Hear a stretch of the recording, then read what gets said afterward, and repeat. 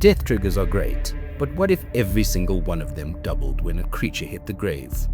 That's exactly what Teysa does best, and once you start sacking, she won't be lacking.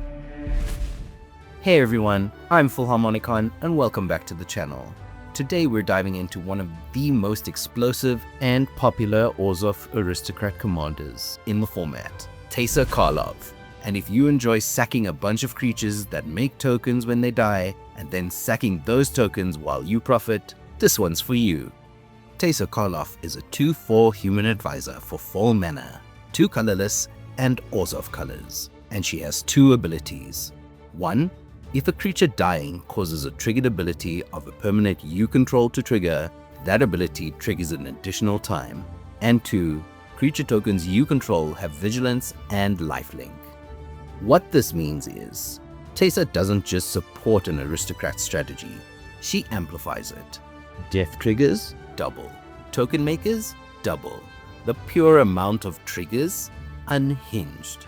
That second ability is a lovely little bonus that helps us squeeze out some extra value from the tokens we'll already be making.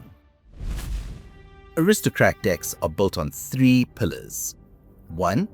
Sacrifice fodder, creatures that want to die. 2. Sacrifice outlets, ways to sacrifice those creatures on our terms. And 3. Drain effects, the win con that punishes your opponents for every death.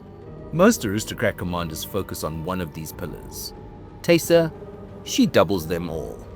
So, our deck needs to strike a balance between all 3, not leaning too hard in one direction, but weaving them together like a beautifully tragic tapestry. Let's start with our fodder, creatures that give us value when they die. Cards like Doomed Traveler, Hunted Witness, and Garrison Cat leave behind a token when they die, and with Teysa, that's 2 tokens each. Indebted Spirit is a hidden gem. When enchanted on another creature, you get tokens when the enchanted creature dies, and Indebted Spirit then rejoins the battlefield. Reassembling Skeleton and Nether Trader don't make tokens, but they come back again and again for repeat value.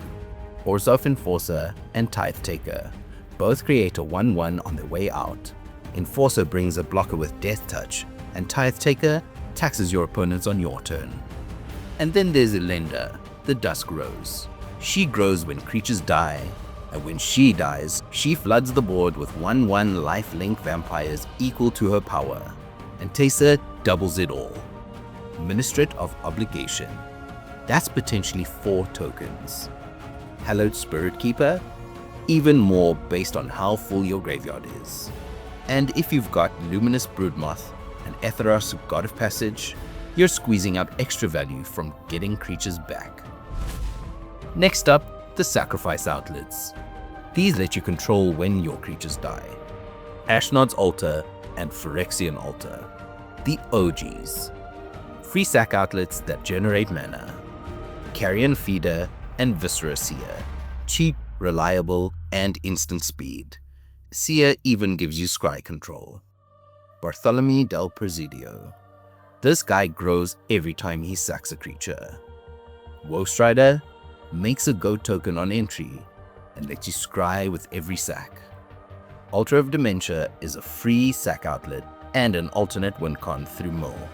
Spawning Pit stores up energy when you sack, then spits out tokens when needed. Great insurance against board wipes. Controlling when our creatures die is everything in Aristocrats, and these outlets let you write the story of how your creatures go out. Now, the part that really drains your opponents. Literally. Zulaport Cutthroat, Cruel Celebrant, and Ellis Ilkor. Every death hits each opponent. Bastion of Remembrance and Marionette Apprentice. Each creature dying is a life drain, and they bring a token to the party. Blood Artist hits one opponent at a time, but still excellent. Sir Conrad the Grim triggers on any creature dying, anywhere.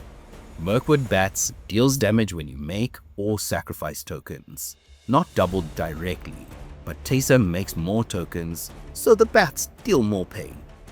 And then there's Drivnod, Carnage Dominance. It's like having a second Teysa. With both on board, triple triggers. It gets ridiculous.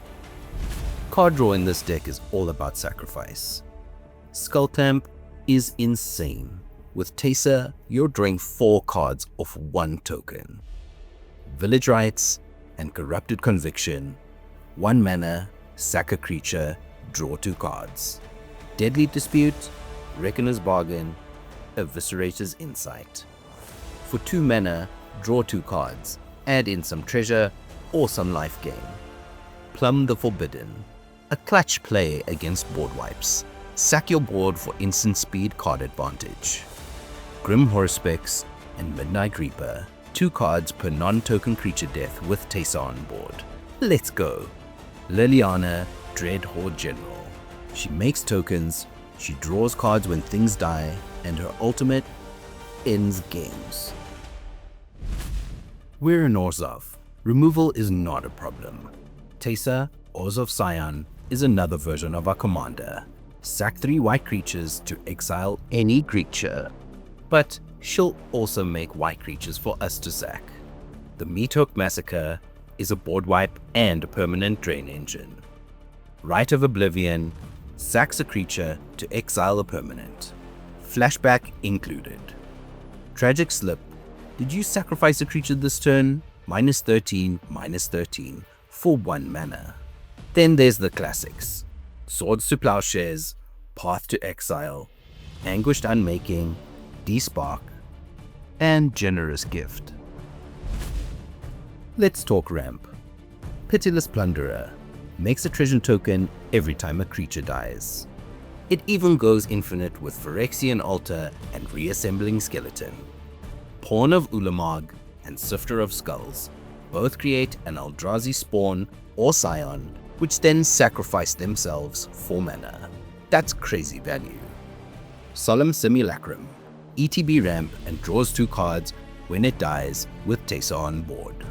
Crowded Crypt is a mana rock now and an undead army later.